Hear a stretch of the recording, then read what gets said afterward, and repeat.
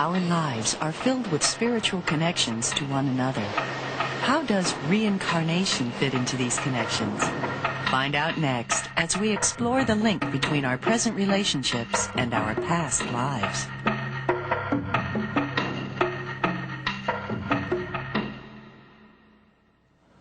Life is an ongoing learning process, and certainly our relationships with other people are a major part of that educational experience.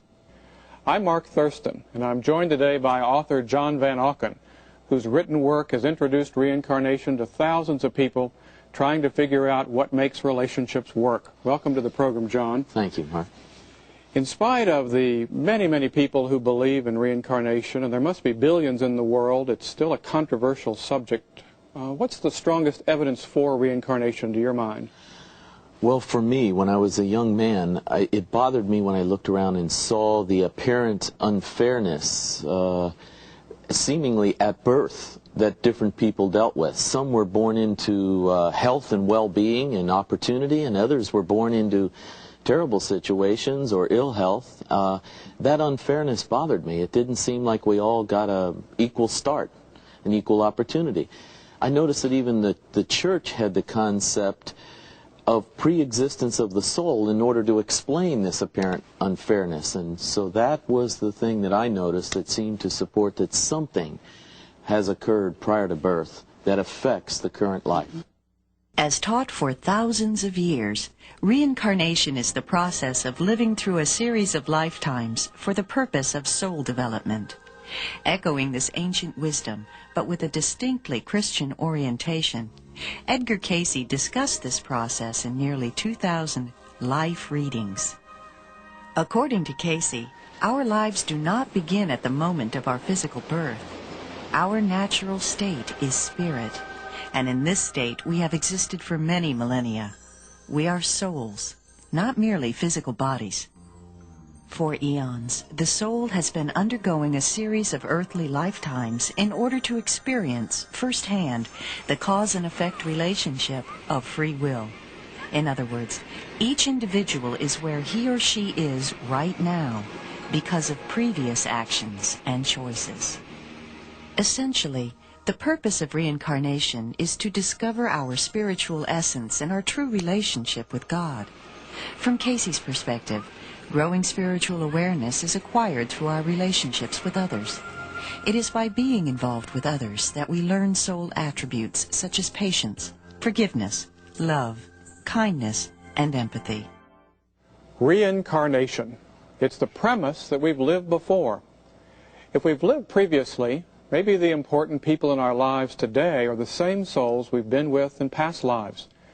Perhaps other past life experiences help to create the most positive and the most challenging relationships we face today.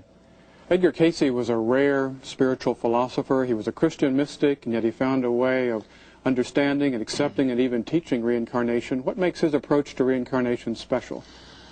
Well, I would have to say it's so comprehensive, so detailed. That would be number one on my list. Number two would be that its Judeo-Christian orientation really helps. I don't have to give up that belief, that system that I've grown up in.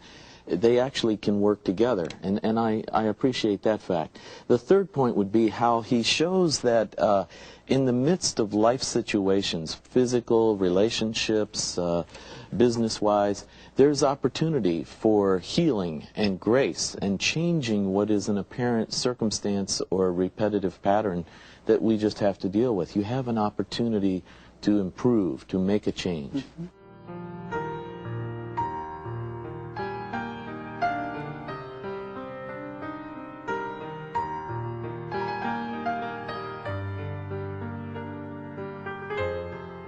The Edgar Cayce material suggests that we draw to us people, experiences, opportunities, relationships in order to help us learn something.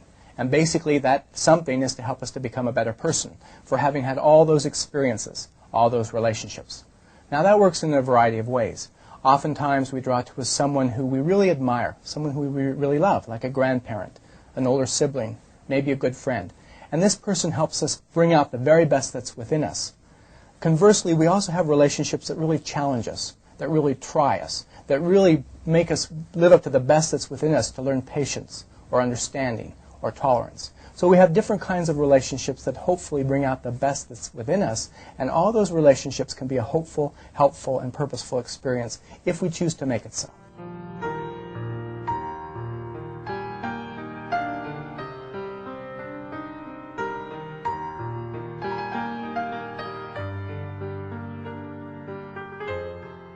Now, the kind of feeling that a lot of people are looking for has to do with a romantic relationship. People would like to find a soulmate, somebody they've been with for many lifetimes. How do you recognize a soulmate? Well, the problem with the soulmate concept, the way we have it today, is that we focus too much on the mate idea. Souls don't mate. The real thing about soulmates is that the souls have had experiences together in the past that carry over to the present. It doesn't have to be a mating relationship of the souls. So it's other kinds of relationships that could just as easily be a soulmate. Sure, you two could end up, one of you could be a lyricist that could write the lyrics and the other one the music, and the two of you would work together all life very comfortably, very much connected, and very familiar with one another. That would be soulmate. So finding different creative ways we've been together? Yes. I think there's a misconception in contemporary society that there's one perfect soulmate out there for me, and all I have to do is find that person, and then I'll feel loved and understood. Cayce would suggest that we have many soulmates, in fact dozens of them. Everyone in our life, whether it's a child or a friend or a co-worker or a spouse, anyone with whom we have an ongoing connection, positive or negative, is a soulmate. Cayce believed that a soulmate relationship was simply a relationship that we picked up exactly where we left it off in the past. People can make and create and build their relationships with each other. And so as they become more and more positive, they move in what's classically called sort of a soulmate type relationship. But that's often through a lot of hard work. There's a number of very interesting case histories that seem to illustrate the fact that we have many different soulmates, many different people with whom we've been together previously. In one instance, a young woman asked about her fiancé. She was getting married later in the year, and she asked Mr. Cayce, is this the person, is this the soulmate that will make me happier than anyone else, or is there somebody else? Cayce responded that he could name 30 or 40 such people with whom she'd been together before. But her success of her marriage in the present really depended on what she did with that relationship. So it's not that we just have a relationship that's perfect, an ideal soulmate relationship. Instead, soulmate relationships are not so much things that exist, but things that are created through our ongoing interactions with other people.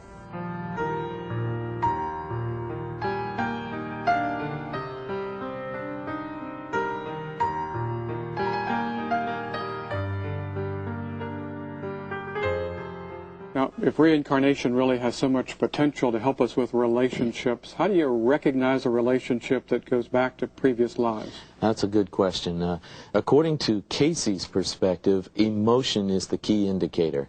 If a circumstance or an individual elicits a strong emotion in you, either attraction or revulsion, you are probably touching on a deep subconscious soul memory of having experienced relationships with this individual before, or this circumstance. We have inside of us feelings about people. When we first meet someone, for example, we may have a feeling of animosity, or we may like the person instantly. Where does that come from? According to Cayce, these feelings we have about people are stored within our own record, and we're constantly remembering that information. And right now we're recreating information about our feelings for people in the future.